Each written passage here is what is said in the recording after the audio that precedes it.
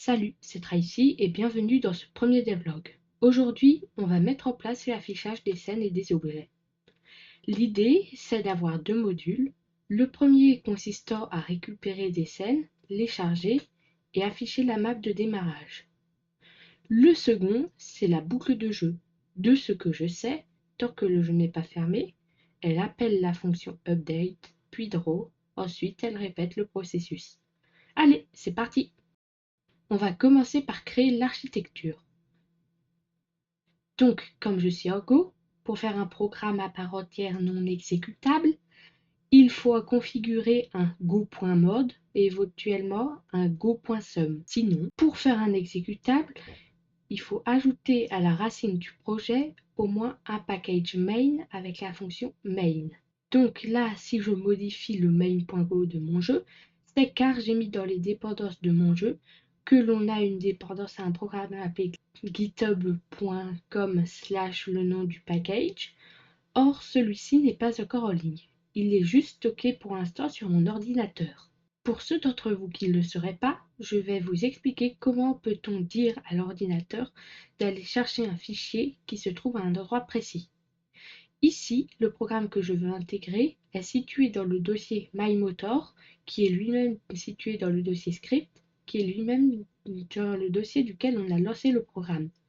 Donc, pour l'utiliser, j'ai besoin de remplacer temporairement la dépendance par le chemin de ce paquet qui s'écrira /script/mymotor.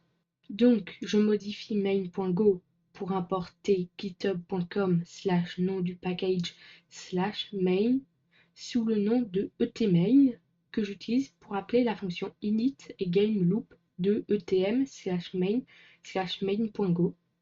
Ensuite, je commence à coder le module asset, dont je n'ai pas parlé avant car il sert juste à charger et à garder les sprites en mémoire. Bon, j'ai écrit asset et les fonctions init et gameloop de main.go. Je vais vous expliquer tout ça. Donc, pour charger les maps et les sprites, dans la fonction init de asset, je récupère tous les fichiers images, je vérifie qu'elles existent et qu'elles sont valides, puis je les charge, puis je récupère tous les points tmx qui sont les tilemaps. Je vérifie qu'elles existent, qu'elles sont valides, puis je les charge. Ensuite, pour initialiser le moteur, il faut initialiser conf avec le contenu du fichier config.json qui est à la racine de l'exécutable, puis fournir les chemins stockés dans conf aux différents modules qui stockent et chargent les assets, puis récupérer les assets en question, et pour finir, charger la scène de démarrage.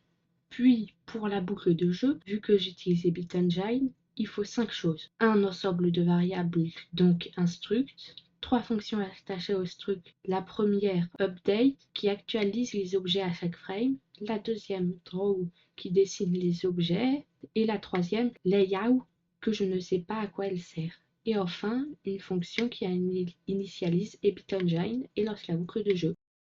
C'est comme cela que se conclut cette vidéo. Sinon, actuellement, le développement va très vite, mais normalement, après 3 à 5 vidéos, ça devrait largement ralentir, voire changer. Et désolé du retard, j'ai eu du mal à écrire le texte. Et à plus!